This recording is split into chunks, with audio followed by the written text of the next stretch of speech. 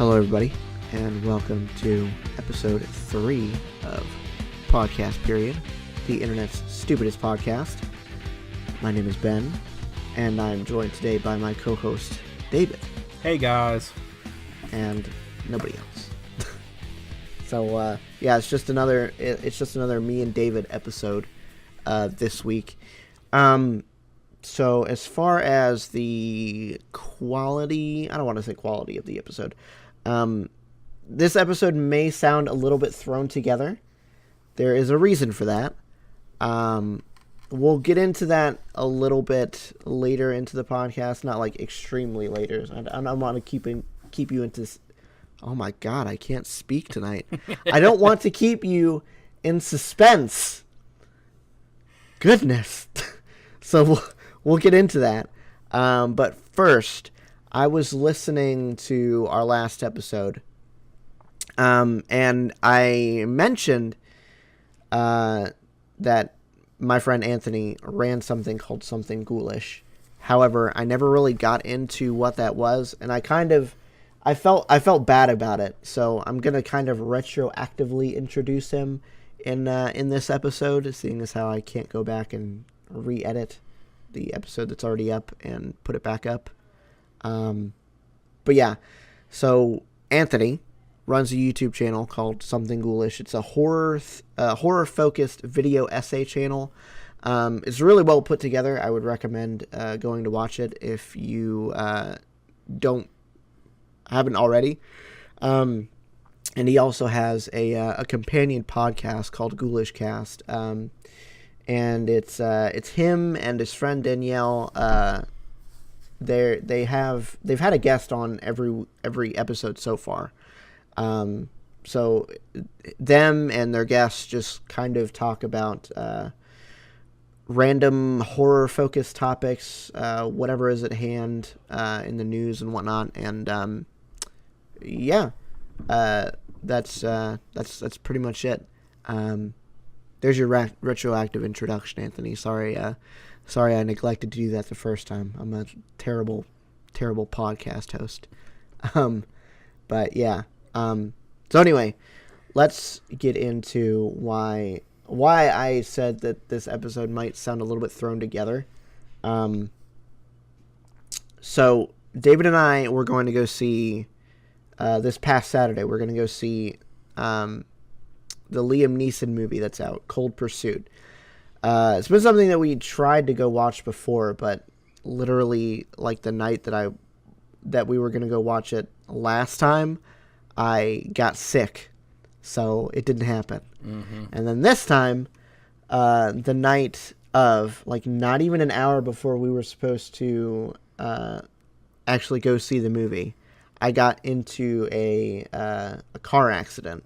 It wasn't like a really bad one, but I had to stand out in the cold for like an hour, 25 degrees outside. Depending on where you're from in the United States, that may not seem like a big deal, but I grew up in Florida, and I've adjusted fairly well to the cold, but it was 25, and there was a bunch of wind, and I was not happy about the car not being, functional anymore. So, yeah. That's kind of why the episode may sound like it's a little bit thrown together haphazardly. It's because it is, but we still wanted to bring you something because even if there's only like 2 people listening, I enjoy making it, and I know David enjoys making it as well. So we just wanted to put it together and throw something out there and hope that people enjoy it. Sounds like a plan. So forgive us if it's a little rambly or a little disorganized. What we planned on talking about obviously isn't happening. The movie was going to be a big part of it. Probably have a short review of it or something like that. It's something that I really, really wanted to go see. But at least anybody wondering, everything's okay. He's fine. Obviously, he's still here. So. The worst that happened was I may have gotten a little bit freezer burned, but that's it. the weather here is not helping you in that case either. No, it's not. Um, But we are planning to go see Captain Marvel this Sunday. So that'll probably be a good portion of the next podcast. So, and we'll probably end up seeing Cold Pursuit on like Amazon or something. Yeah. So we'll talk about it eventually. Yeah, definitely going to happen. We both want to see it. We'll figure it out at some point. It ain't no big deal.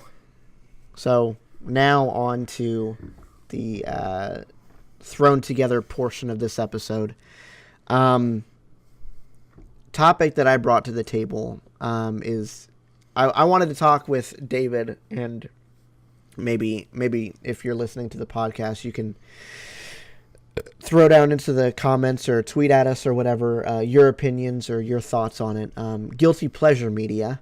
I have a couple of things that I want to touch on. And I'm pretty sure David probably does too. But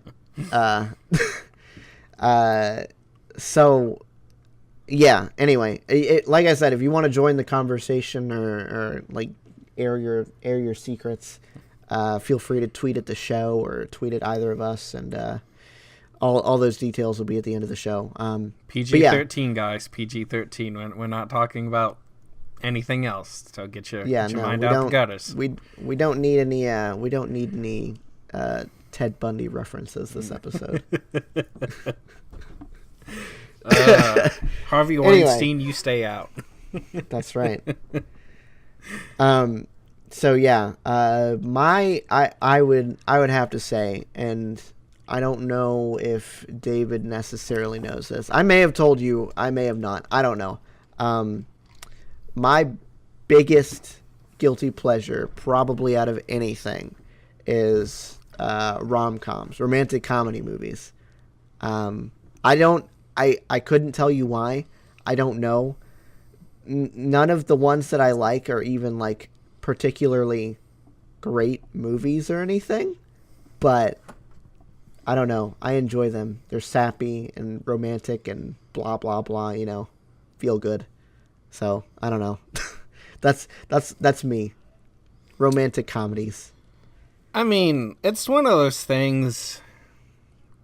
I wouldn't have necessarily picked it out. There's nothing obvious. It's kind of a surprise. It would be a surprise to anybody else. It's kind of a surprise to me.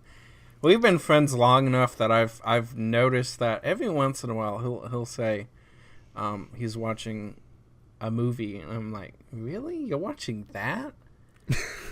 He must. And it's always rom-coms that shock me. Anything else that he mentions is like, oh, I've seen that, or I haven't seen that, but that looked good, or whatever. And it's like, I don't know. I wonder. So I'm not shocked, but I wouldn't have necessarily pointed that out, or like on a friend, how well do you know your friend quiz or something like that. Yeah, I probably would have failed that one if that was the question. Well, it's not something that I well, up until this point anyway, it's not something that I like broadcasted everywhere. So now anybody that looks me up on the internet is going to be like, oh, this guy likes rom-coms. What the heck is wrong with him?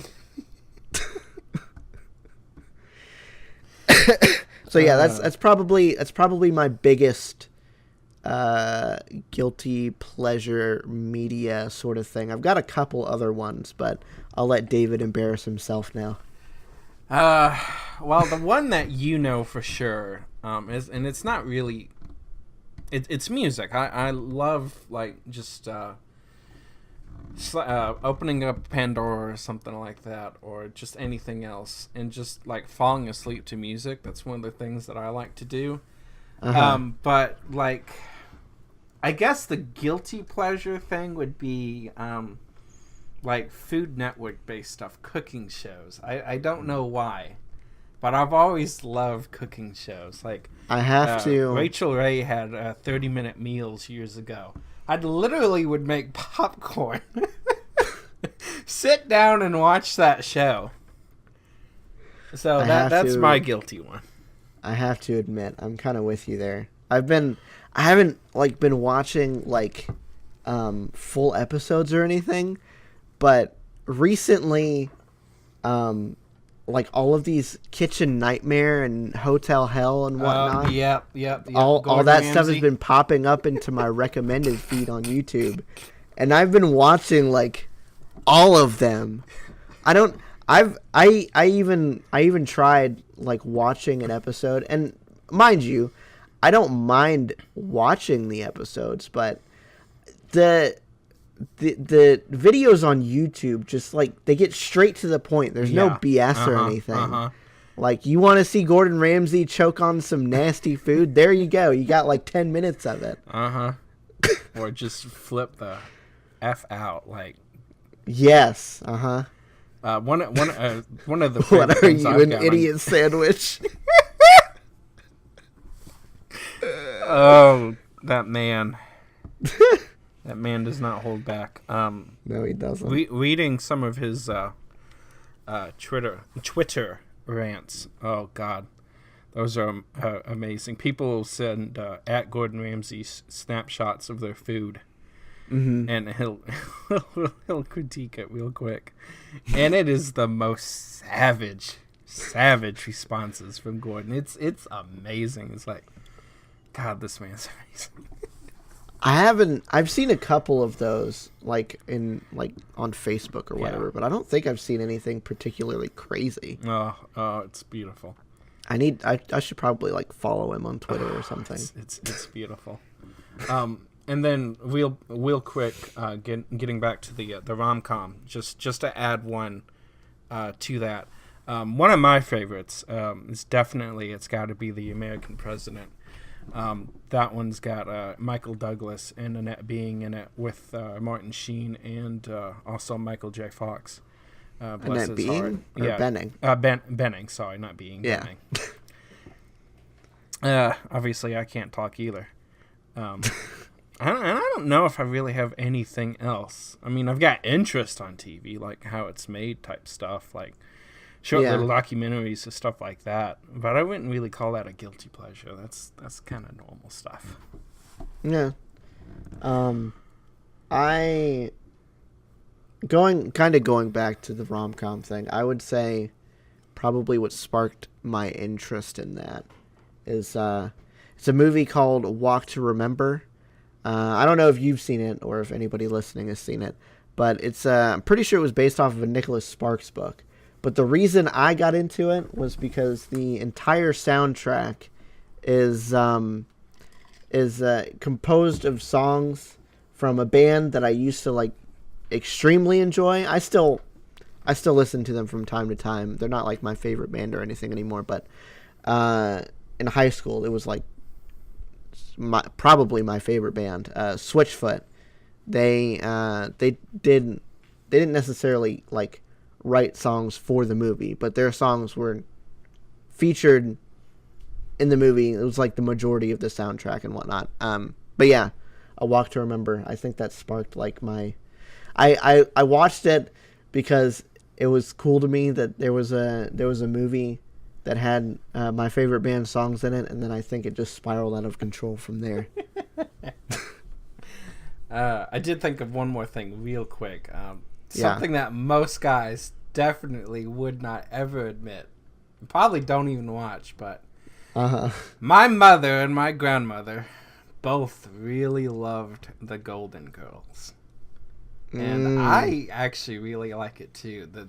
The wit, the humor, the comedy, some of the life lessons taught. They touched a lot of things, a lot of sensitive subjects in that show. With also a lot of dirty humor jokes strewn throughout, but that's definitely one of them too. Most people wouldn't admit. Okay, I'm pretty sure you've told me that before. Yeah, I probably have. I've probably mentioned it. Okay, so I've got two more, not really related to what I talked about before, or necessarily even to each other, but there's a movie that I really enjoyed that people have probably seen. I mean, it was a relatively big movie.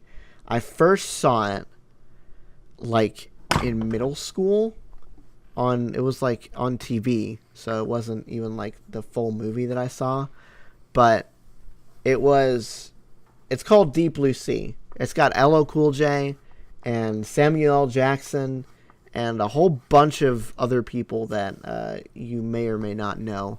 But it's like it's not a disaster movie. It's kind of a Jaws sort of movie. The main antagonist is a shark. Is what I'm trying to get at. It's the entire thing is based around like they're trying to cure Alzheimer's, and they somehow make the sharks super smart, and now they're trying to kill everybody on this like research vessel. It's a really, I don't know if I would call it a really good movie, but I enjoyed it. It's an interesting movie. I'll put it that way. I don't know. It's on Netflix, I'm pretty sure still. So if you haven't seen it. I'm pretty sure I was meaning to watch that because we had talked about that one earlier, a couple of days ago, a week or so ago. Yeah. I think it was the last time we were playing a game or something. There was something on TV that I was commenting on. It was I think it was AMC was running different doomsday type movies. Oh yeah. And that's how that conversation started. Mm-hmm. I also like doomsday type movies a lot too. I was watching a bunch of those. Those I haven't really seen a whole lot of. I need to watch at least some of them. But anyway, yeah. So Deep Blue Sea is probably my favorite. I don't even know if I would call it a bad movie because it's not. I don't find it terrible, but maybe it's like my favorite. I'm just gonna say it. It's my favorite bad movie. I don't know. It's nonsensical, but it's nonsensical in that amazing way that only a good bad movie can be. You know. Yeah. And then my other piece of guilty pleasure media. It's not even something that I do anymore, or that I play anymore. It was a video game called Spider-Man Friend or Foe. Not a particularly good game, but for whatever reason, I think maybe because I just found it extremely easy, I made it my goal to 100% like get all the achievements and everything. Gotcha. 100% complete that game. Mm-hmm. I don't think I even understood it back then, but I definitely don't understand it now. Why I thought it was a good idea to play this like mediocre Spider-Man game all the way through multiple times to get all of the achievements for no reason. I don't know. It was so bad. I don't think I've ever tried. In fact, I know I've never tried. I have given it a run, not with the intention of completing a game. But I've at least tried to get as far as I can. There's some of them that I just know is not ever going to happen. Looking at you, Grand Theft Auto. But I don't think I've ever had one game that I knew was achievable at finishing the whole thing and actually wanted to do it. So kudos to you for trying to stick through it. I'm pretty sure I did. I'd have to look it up, but I mean, I'm signed into the same Xbox account on this computer that I used to play through that game, so I could check after this recording. I don't know. Anyway, so yeah, guilty pleasure media. I think that about covers at least everything that I wanted to talk about on this topic. Cause yeah, I think I'm. I mean, I had one big guilty pleasure thing and two smaller ones. I guess maybe I had less to talk about than I thought, but that's okay. It was still fun. Anyway. Just airing out the dirty laundry. Exactly, yeah. Now everybody knows all my deep, dark little secrets. Now everybody knows that I shouldn't complain whenever they put in a romantic comedy movie in a DVD player or something. There are some that I'll refuse to watch, but Nothing springs to mind right now, Yeah, but I well, know there's some. I have a very low tolerance to them. There are a select few that I'm good with, but I won't torture you with anything.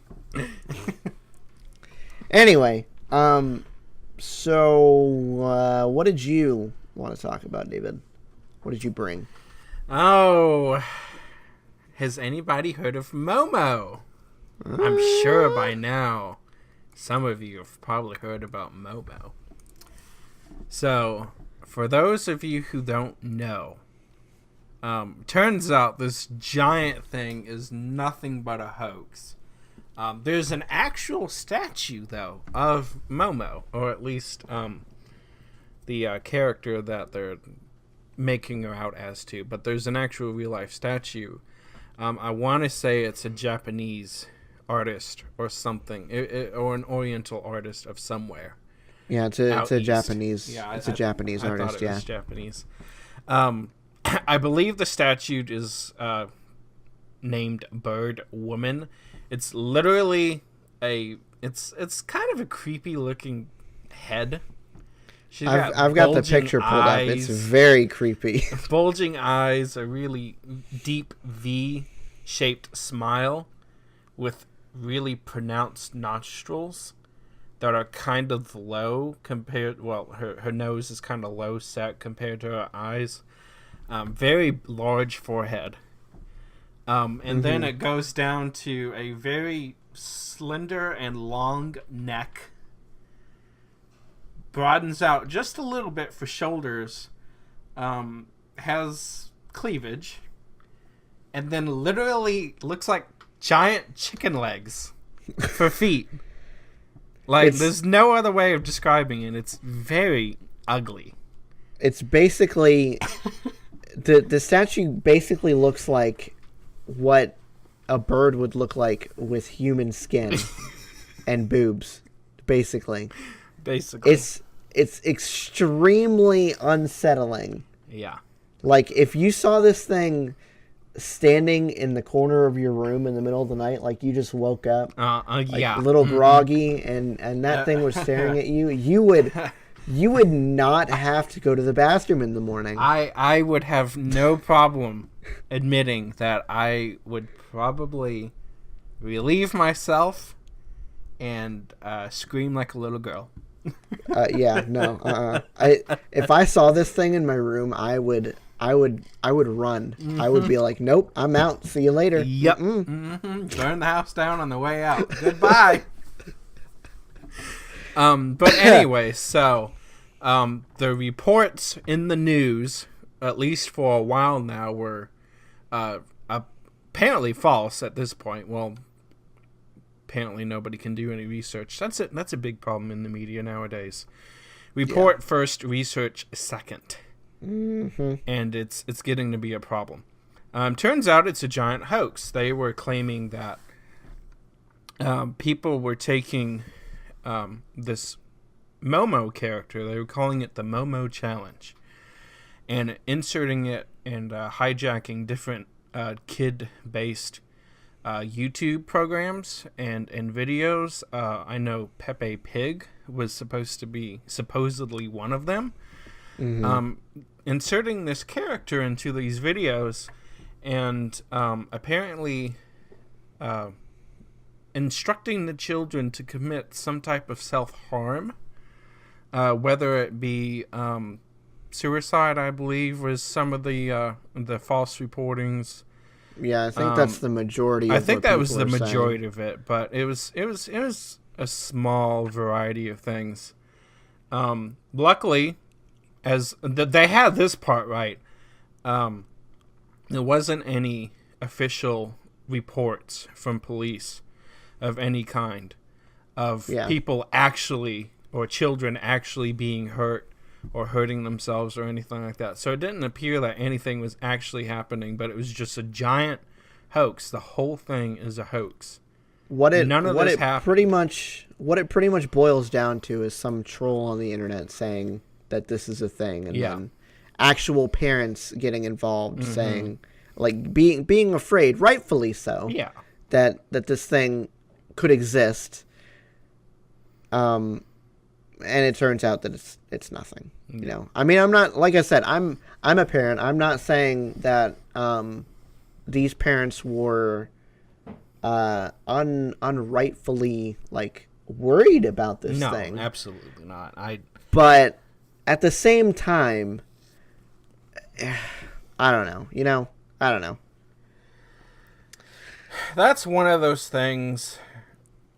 Of course, my views may change. I'm not a parent. Hope to be at some point, but not a parent now. Don't want to be right now. I think things like this would probably enforce my thought, because my current thoughts right now, definitely limiting outright just banning social media access whatsoever for a child. Probably going to stay away from like tablets and other sources of media that allows you to get to YouTube and stuff like that. Yeah. Just for stupid stuff like this. Like, go outside and play, get home by the time the streetlights turn on, like I had to as a child. You don't need a smartphone to entertain your 5-year-old child. I'm sorry. No. There's other things that can be done. Throw in a DVD that you know can't be hacked, or whatever the media is of the time. And that's another reason why this got so big, is because you got like 4 and 5-year-olds having smartphones now. And according to the article that we have pulled up, it says that another version of this Momo challenge thing was that it's I don't know if like the account was supposed to be Momo, or if people were pretending to be Momo and sending pictures of Momo and the creepy messages and whatnot. But the article says, according to the lore, the Momo challenge is a viral game shared on messaging services like WhatsApp that goads young children into violence or even suicide. Images of the devilish bird lady supposedly pop up with creepy messages and commands that are set to escalate to extreme violence and horror.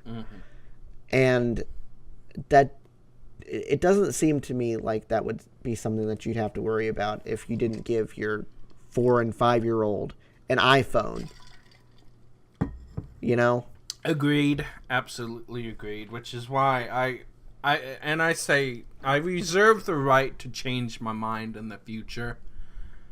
But stuff like this reinforces my thinking right now. It's not going to happen. My child's not going to have a smartphone until at least the same age I had one, which was like 14, 16, something like that. It wasn't until high school, for crying out loud. Yeah. And even then, it's going to be monitored. I didn't have a smartphone until after high school. Trust me, all of my kids up until like maybe 16, they're going to be on the flip phone train. Yep. In fact, when we first met, that's exactly what you had too. Yep. I remember that. I liked my little flip phone. It was nice. Hey, it was absolutely nothing wrong with that. No. It got what we needed done. Exactly. All you need to do is text and call. Yeah. Anything else you can do at home while you're supervised. Exactly. So yeah, that's I think that's the basic gist of this Momo challenge thing. Yeah. I don't really have any more feelings on it. It's a hoax, and stupid. I understand why people were afraid and outraged and whatnot. Yeah, let this be clear. I'm not saying anybody deserved this. If you happen to be listening and you have a small child that has access to technology like this, I'm not shaming you by no means, and I'm not downplaying your fears. I totally understand. I legit thought this was a thing when they first started reporting it too. So, if you got scared and you felt your child's safety may have been at risk, I totally understand. I got you. I get it. We're not parent bashing here. Definitely not. Absolutely not. So yeah, that's the Momo challenge. I don't know. So I don't know. That's all. That's all I gotta say about it. I mean, the whole thing's just stupid. So yeah, that's Momo. We're not gonna talk about her ever again. But what we will talk about is the new stupid naming conventions for USB 3. Oh, here we go. Thank you. Thank you. So USB standards for confusing. Earlier this week, what is it? Is it the USB Foundation or whatever? Yes. USB IF, I believe. Okay. Either way, they introduced a new what is it, like 3 new standards for USB? Yeah, it's USB IF, USB.org. So yes. They're collectively called USB 3.2.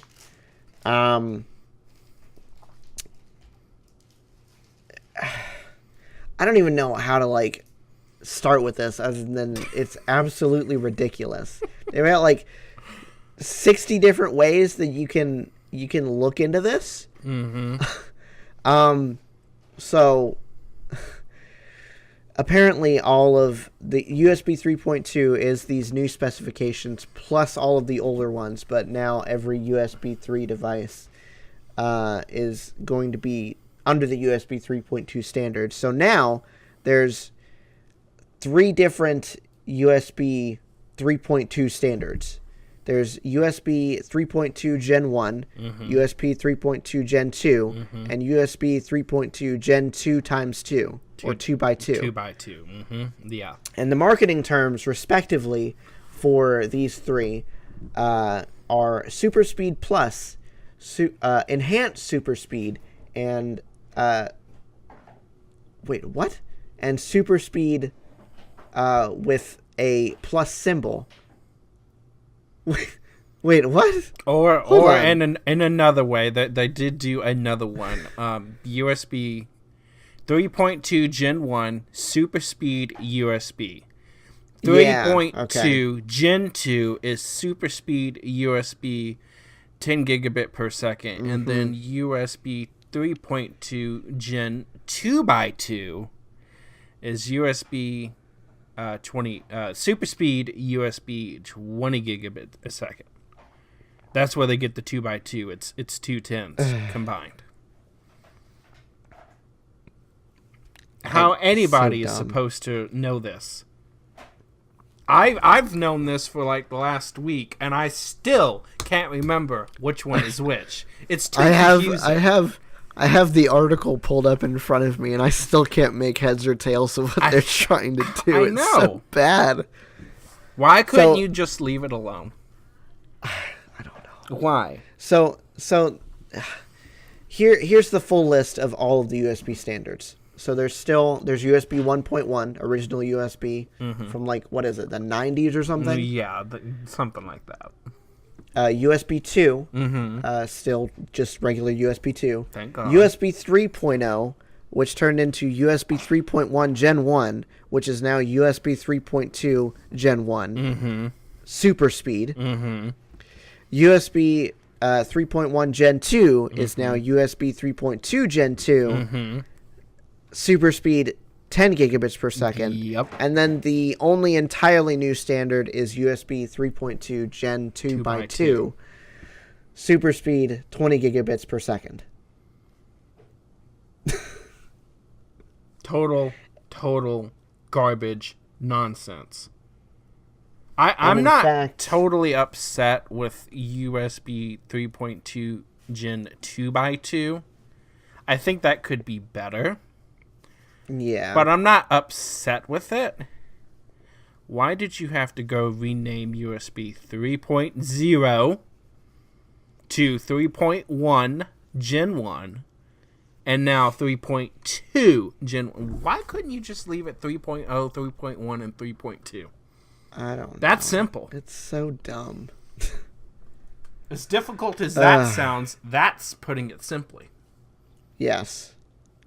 Although I neglected to mention, as of today, there's actually a USB 4. This isn't as confusing. This is actually really cool. Yes. So as of like 8 hours ago, at least as far as this article was written, Some of you may know about Thunderbolt 3. It's a proprietary Intel connector that's been used on a whole bunch of like laptops and external graphics cards enclosures and a whole bunch of other things.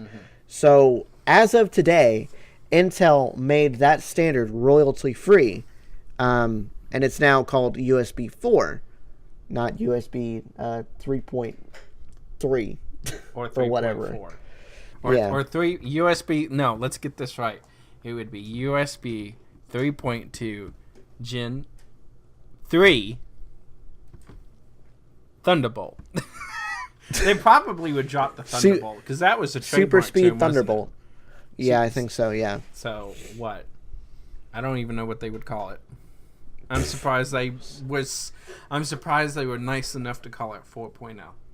Yeah, I know. So, it's not a Type A connector anymore, which obviously Thunderbolt 3 never was. It's a USB-C, and it's implementing all of the previous USB standards plus some display standards, which Thunderbolt already had integrated into it. It's got USB 2, USB 3, this new USB 4, PCIe DisplayPort, USB power delivery, and it's all enclosed in the Type C connector. One cable. So yeah, you can run like a 4K 30 hertz display off of this one cable. Plus, charge your laptop. Plus, give it an Ethernet port. It's basically the power behind all of these MacBook dongles that you see out there now. Yeah. If you see anybody with a new MacBook, but yeah, I think it's really cool that they made this royalty free. It's extremely cool. Yeah, it's about time that Intel released this. They've had their royalties on it long enough. It's getting to the point where things are trying to get thinner and thinner. People are trying to squeeze as much hardware and everything else into smaller and smaller chassis as they can. That I/O is kind of suffering a little bit in the laptop space. So it's good now that they're gonna hopefully release this. Well, now that they are releasing this, hopefully it'll make its way to other things. And Apple, if you're listening, for the love of God and all that is holy in the world, get rid of your freaking lightning cables. Half their products are going to USB Type-C anyways. They've got multiple Apple products that already have Type-C. That new iPad Pro is USB-C, isn't it? Yeah, I believe it is. Yeah, they need to. So ditch the dang lightning cable, guys. Yes, please. It was great. Well, okay, the connector was great. The cord sucked. I've gone through multiple cords. From the connector was great when it came out, but it's time had to its day. It's time to go. Yeah. USB-C is so much better.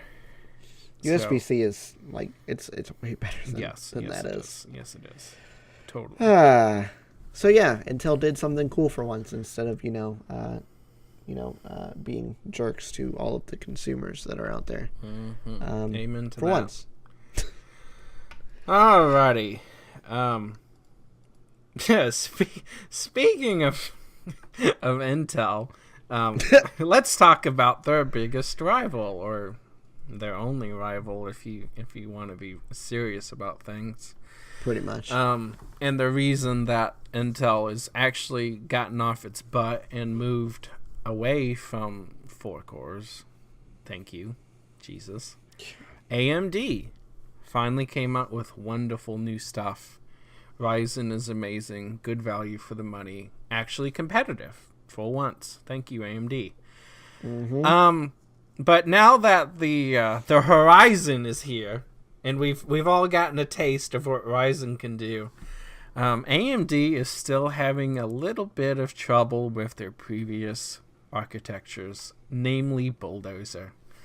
So this article is from a little bit ago. It's like a whole, I think, 5-6 weeks now. But it's something I wanted to bring up.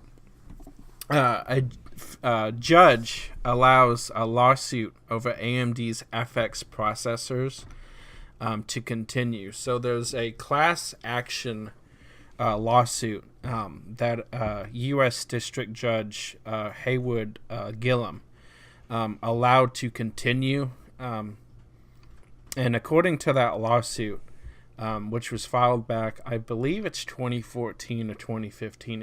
It's around there. The U.S. consumers, and I'm sure consumers abroad, I don't know if this is an international lawsuit or if it's just for U.S. citizens. Class actions are kind of funny like that. They are disputing what AMD considered and labeled a core. So for those of you who don't know or aren't necessarily tech savvy, Intel's been basically, until 2017, the whole last 10 years, it's been 4-core CPUs for the mainstream. Mm-hmm. And then 4-core 8-thread hyper-threading, which is also an Intel trademark, for their higher-end consumer CPUs. AMD decided to challenge that a little bit and give the consumer an 8-core processor.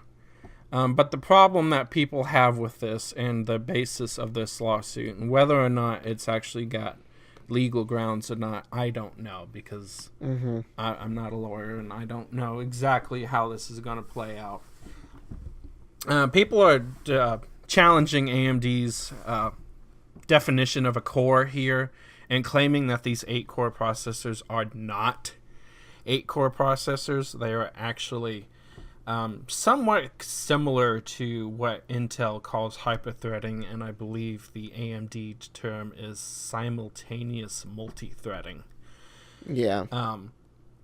They have 8 actual processing integer units doing integer math in the actual CPU. So it's 8 different tiny little brains doing 8 different calculations, or it can do up to 8 different calculations at any one given time across all these different things. And the traditional definition of that is it's its own self-contained unit that one core can do anything it wants to do. The whole thing could be run on 1, or it can be run on 8, or whatever the number may be. It doesn't matter. Nothing depends on anything else.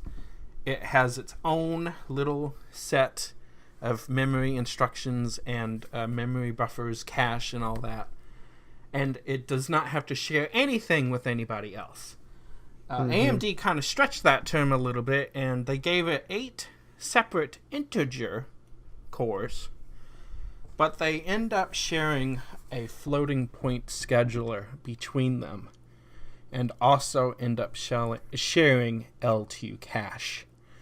So now people are saying this is not actual 8 cores, this is somewhat of a hybrid, and they're basically claiming false marketing and false advertising is what it all boils down to.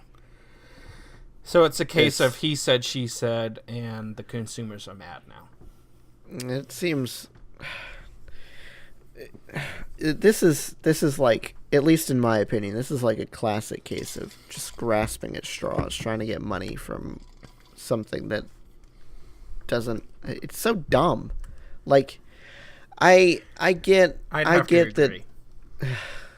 I don't even know where to begin with this. Like, what difference does it make? Well, if according to them, it's claiming something that it's not. It's claiming performance that isn't there or something like that, and it's like they're not. Nobody's saying that what you're saying a core is and what they're saying a core is would have given you a different result. The results are the same, regardless of whether or not you agree on what the actual definition is. It's not like they faked results or something and skewed numbers. Yeah. It's all there. It's just potato. I don't think...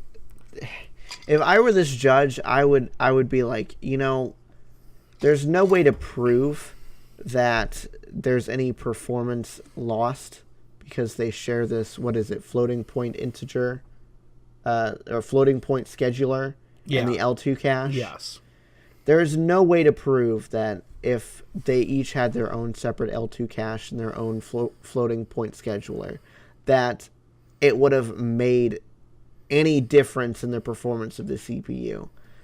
So unless somebody's going to go out of their way to hack this thing together, then it doesn't really have any grounds, because there's no, as far as I'm aware, there's no like actual definition for what a core is in a CPU. And I'm guessing that's what is going to be that's the biggest thing that's going to be challenged in this. What is your definition of a core? Has anybody actually ever, in legal terms, for legal precedents, established a rule? Is it a standard? Is it an open standard like USB that somebody can reference back to and say, this is what the specifications say, and if it doesn't follow this, then you cannot claim that it is that? Mm-hmm. And I guarantee you that there's not anything like that. I don't think so. I mean, the only, at least the two major CPU manufacturers of today, they're not releasing their standards anytime soon. No, absolutely not. God forbid Intel ever will. I mean, AMD is extremely open source with most of their stuff, but I don't even think AMD is going to be like, yeah, sure, let's put all of our CPU architecture and whatnot out on the internet for everybody to see. No, that's not going to happen. No, and that's one of those things. It's they launched way back in early 2010, 2011, early 2010s. So we're talking about a processor that was mediocre for its time. Anybody knew Intel was better. Mm-hmm. If you wanted performance, you should have gotten Intel. We're talking about products that are 6, 7, 8 years old, which in computer terms, if Intel hadn't sat around all this time, they'd be obsolete. And now they are, because AMD and both Intel smashed these poor things anyways. Mm-hmm. The old technology. Why are we, like you said, why are we grasping straws here? It's old, outdated technology anyways. Yeah, no. So why are we complaining about it now? It's dumb. I don't get it. Move on. Like I said, it just seems like they're trying to get money from this thing that nobody cares about. Nobody should care about. Nobody should care about, and it perplexes me as to who or why they would supposedly want to do that. It's only making news because people are laughing at them. Exactly, That's it. Exactly. So I think that about beats the dead horse on that one. Yeah. Not really anything else to add to that. So yeah. Now I want to bring up, David and I really enjoy playing, not necessarily Battle Royale games, but at least PlayerUnknown's Battlegrounds, what started this whole Battle Royale trend that's been happening over the past couple of years. Yeah. And I kind of want to talk about Battle Royale fatigue, like fatigue of the genre as a whole. 'Cause everybody's got to have it. Yeah. You and I have played, I don't know, I want to say somewhere in the neighborhood of like maybe 6, 7 different Battle Royales. Some of which were better than others. And some of which we really, really liked, but player base was not there to continue to try to play it. It's one of those things, if nobody's playing it, then what are we supposed to do? Yeah, exactly. That's the unfortunate thing about a game with a small player base, especially one that relies on having a large player base, such as a Battle Royale. Like, I know. At least I don't know if I don't know necessarily your opinion on it, but I know I really enjoyed Islands or is it Islands of Nine or Isles of Nine? Either way, Islands of Nine. It's like a sci-fi battle royale game by a small studio of mostly ex-Halo developers. I'm pretty sure, but I really enjoyed it. I thought it was really good, but the player base on that it's so abysmally small that Yeah. it took forever to find a game for one. And when you did, you know, it was fun. And it was actually a really fast paced battle royale. You weren't sitting around for like 20, 30 minutes doing nothing like you are in PUBG. But again, you know, fast paced. You get in the game and you die like maybe 5-10 minutes in, and then you gotta wait another 10-15 minutes just to get into another match, if that. Mm-hmm. If you don't give up before then. Which is what we ended up doing. Yeah, Didn't have unfortunately. time for it. And then there was another one that we tried to play. What was that called? The underwater one. Oh, jeez. Either way, it was an interesting concept. I think we got into like one game when we tried to play one day, but again, small player base in a game that relies on having a large user base. It does not make for a good user experience. Yes, Last Tide. It was a fun game. It was an interesting concept, but it didn't really pan out as far as player base goes, which kind of made it a little bit annoying to try to sit through. Mm-hmm. And even some of the larger battle royales, like I know you and I don't enjoy Fortnite at all, even though that's like the biggest game. Well, I don't know if it's the biggest game, the biggest battle royale anymore because of Apex Legends. That's something else we need to play. I really enjoy playing especially that. After I realized it was heavily based on it's in the same universe as Titanfall.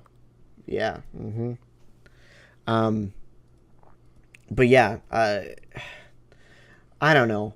I understand the want to get on a bandwagon, but at the same time, it seems like it seems like these developers are beating a dead horse, you know? Mm-hmm. Mm-hmm.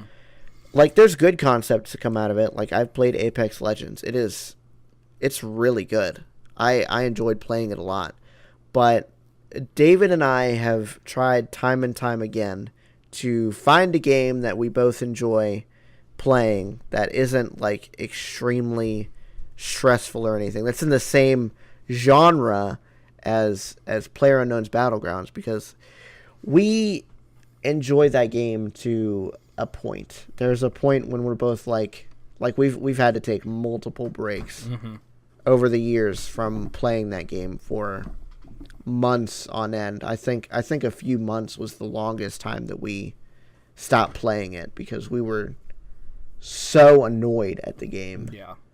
That's definitely the longest hiatus. There's been a couple of maybe 1-2 weeks where we either A, didn't have time, or B, said nope, we're playing something else. But yeah, there was months there that we didn't play it. One of the things I'm worried about, I'll explain after you finish your thought. I don't want to cut you off. I don't even remember where I was going with my thought. You can go ahead and keep going. Okay, so one of the things that I'm worried about, I don't know how much of a precedent it sets, but continuing down, at least for Battle Royale, it's obviously player versus player, or at bare minimum, no, it is bare minimum, player versus player. Multiplayer online game. What happens when the game dies out? They'll stop the servers, this and that. I'm worried about how much farther that's going to continue on, because if you keep doing games like that where the whole game is nothing but a multiplayer online game where it depends on that type of player base to actively be engaged in it to play anything or the whole game, like PUBG, the game is nothing but that. There is no other option to play the game. How much farther does that go into and expand into the different genres of PC gaming and the feature of PC gaming? Because I do not want to give up a single player experience in a lot of these games. Grand Theft Auto, I swear to God, if it ever went multiplayer only, I'd never play it because I don't like multiplayer online right now. In Grand Theft Auto, give me the story all day long. Not good. But I don't like GTA Online. I never have, and I don't think I will, unless if they do make another one. Unless 6 proves differently. What's the point? Titanfall was a really, really good example of them, I think, making the right move. Because the original one was just multiplayer online. Titanfall 2 had a story mode. Gears has multiple online modes, but it also has co-op or single-player story mode. But those games were before this massive Battle Royale expansion. How many games are upcoming that featured or have been released heavily multiplayer aspects, like Call of Duty? That one, at least... As far as I know, I haven't played the single player in that yet. There is a single player. I don't know how heavily. I don't think there is a single player in this one. Is there one or not? I don't think so. Oh, not in 4. Not in Black Ops 4. No. Okay, well there you go. That's a perfect example of what I'm worried about. How many more games are going to do that? The next Battlefield, I don't think, has a story mode either, and it's getting a Battle Royale mode. Or the one that just came out, I should say. So, you see my point there, then. Yeah. How far does that continue? I think in order for this genre to survive past this massive popularity boom, it's going to be up to developers to not only increase, like, the playability of the game, but they also need to make it so that you can play when the servers are down. Like, give it some sort of offline mode where you can make a server locally on your computer and have other people join. That is the only way that it's going to survive. It's the reason a game like Minecraft, which, I mean, I have extreme amounts of fun with. We haven't played that one. And have. Either. Yeah, I know. It's the reason that Minecraft lived well past what should have been its shelf life. Yes. Because you have, you can still play it by yourself, but you can also host servers with friends, and they have options with, like, giant servers that you can go play with other people that you don't know. It's kind of the opposite effect, where if it stayed single player, it probably wouldn't have lasted as long. Oh, absolutely. But because they added multiplayer, it increased the shelf life. But like I said, they're going to need to add some sort of offline component for any of these to work. That's the only way I could ever foresee these lasting beyond this maybe 2-3 year Battle Royale craze that's going on. Yeah. Because at some point, everybody's... It's either going to get to the point where everybody's sick of it, or it diversifies so much that, based on the fact that there's more options to play, and based on the fact that the genre itself is getting older, these individual games themselves are getting older, the player base will shrink. Yeah. And there's going to be some of them that are going to obviously outlast others. But none of them are going to be able to survive 5-6 years from now if the base itself, if the genre itself is still alive and well, which I don't think it's going to die. PlayerUnknown's Battlegrounds is definitely not going to be a thing in 5 years. If it is, I will be pleasantly surprised. I will eat my hat. But I do not give that game 5 years. No, Whereas I don't. Grand Theft Auto was released way back in 2013, still has people buying the stupid thing and playing it. Yeah, I know. Online and single player. What are they up to now? Like $50 bajillion sales or whatever? It's ridiculous how much money they've made on that game. It's disgusting, honestly. It is like actually disgusting how much money they made on that game. Without being able to, because if they don't make money off of it, I've got no expectations that they keep the servers alive. Yeah, I realize you have to make money on a game. These servers aren't cheap. Whether it's your own equipment or you're renting it, it's not cheap. So I don't expect them to keep the servers alive for a game that's dead. And here's the thing, like, the easier solution is always going to be, the game, the publisher hosted servers, because you don't have to configure it or anything. But still, having an offline option would greatly increase the longevity of any game that it's put into.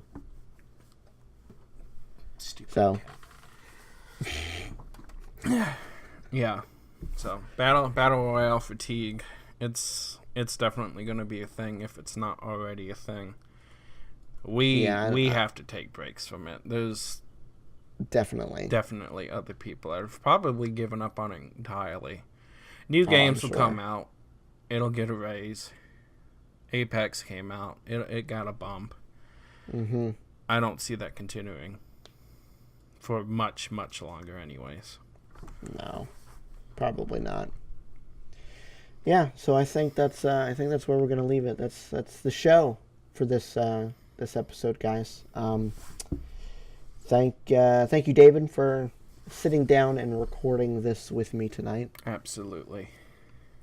Yeah, I don't think there's anything else left to say. Thank you guys for listening. We are up on iTunes now, officially, finally. Woohoo! So if you're listening on there, give us a 5-star rating. It really helps the show. If I do start seeing those pop up, I'll start reading them on the show. So yeah, that's what we'll open up the show with whenever we get one of those. If we get one of those, we may read the 1-star ratings too. Who knows? Anyway, and give it, if there's something you want us to talk about, feel free to drop a comment or whatever, and give us some ideas. If you're watching on YouTube, drop a comment. Otherwise, you can tweet at the show at podcast period. Or at either of us. I'm not going to say our Twitter handles out right now because that'll be at the end of the show too. But yeah, thank you so much for listening. Like I said, if you're wherever you're listening, please feel free to drop a rating, preferably a good one. And we'll see you guys next time. Bye-bye. Bye, guys.